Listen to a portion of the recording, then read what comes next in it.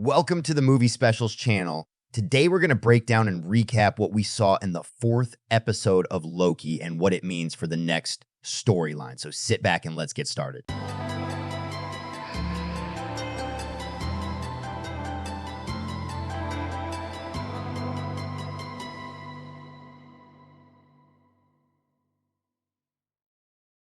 The episode begins in the Citadel at the end of time with Miss Minute and Ravonna, where Miss Minute finally shows Ravonna how important she actually was in the story of He Who Remained and how she helped him win the war with his variants and how he eventually betrayed her and wiped everyone in TVA's memory of all the events. I guess you're thinking, wait, everyone? Yes, he must have wiped everyone's memories because the first scene of season 2 is clearly in the distant past of TVA since no one knows Loki yet. And a lot of things were even different than what we saw in season 1. And we even have evidence from Casey to back us up that the crack in the floor caused by Loki's fall when he escaped has been there for as long as he can remember. So Loki's first slip through time was into the TVA timeline probably before He Remains first wiped their memory. Furthermore, the variant, and in my opinion, it is necessary to emphasize only the variant of the one who remained, finally arrived to TVA to save it according to the plan of our heroes. Victor meets Ouroboros here, and the series gives us another clue that something is wrong. Suddenly, no one knows who actually wrote the TVA handbook. Victor thinks all his life that Ob wrote it, but Ob in turn tells us clearly that he wrote it based on knowledge from He Remains. Anyway, the chemistry of the whole scene is absolutely brilliant, and it's probably one of my favorite scenes of the entire second series so far, as we have all the main characters in one scene, and the chemistry between the characters is just completely natural, culminating in a classic couple fight between Mobius and Loki over who gets to fix the look. We get a brief showcase of Ravonna and Miss Minute again to prove to us how crazy they both are and going hard for their own, despite the bodies of their colleagues. So I have to say, I really feel sorry for actress Kate Dickie, whom the show's writers really know how to kill. True, she plays the exact same bitch here as she did in Game of Thrones, but here the death is much, much more brutal. The only brat who joins them then has a brief important role in kidnapping Victor at the chocolate machine.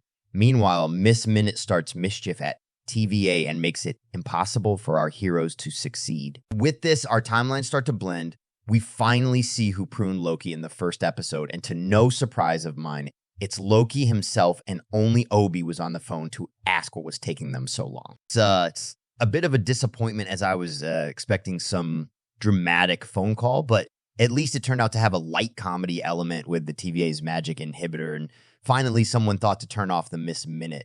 Finally, followed by a brief charm on Brad, and the Ravonna problem is solved. Quickly back to Miss Minute. She's an AI, but she's still starting to show feelings and emotions and consistently makes it impossible for our heroes to succeed. Which leads me to think that she's not doing it out of her own motives, but is simply programmed that way. It's as if the TVA must fall at all costs. And it's even logical that for a multiverse war to occur, the loom must break down and uncontrolled branching must occur.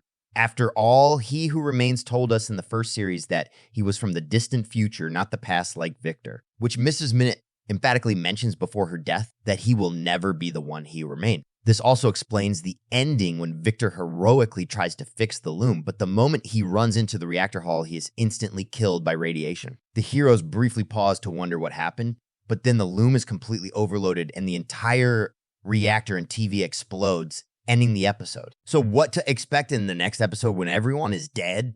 Though at least Loki won't die, I would guess that since it's a raw time explosion, all the characters will be pulled back into the timelines they were ripped out of, except Loki and Sylvia, who quite possibly don't belong in any timeline anymore. So finding the He Who Remained will be even harder for Loki since he won't have TVA or Mobius behind him more. But something tells me he'll be the first one to go looking for him, since we could see from the trailer when Loki slips through time, he's in a place where there are jet skis behind him, and we know who loves jet skis. It'll be our old yet unknown Mobius, and we'll finally be able to see the timeline he didn't want to look into, so he wouldn't be weighed down by the knowledge of the life he once had. So in the trailer, we can still see Casey in a dark alley, so we'll probably get to see his origin, and then Agent B-15 as a hospital nurse. But we really can't predict the further plot from this position.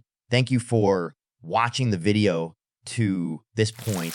If you liked it, please leave a keep and subscribe, and I'll see you for the next video.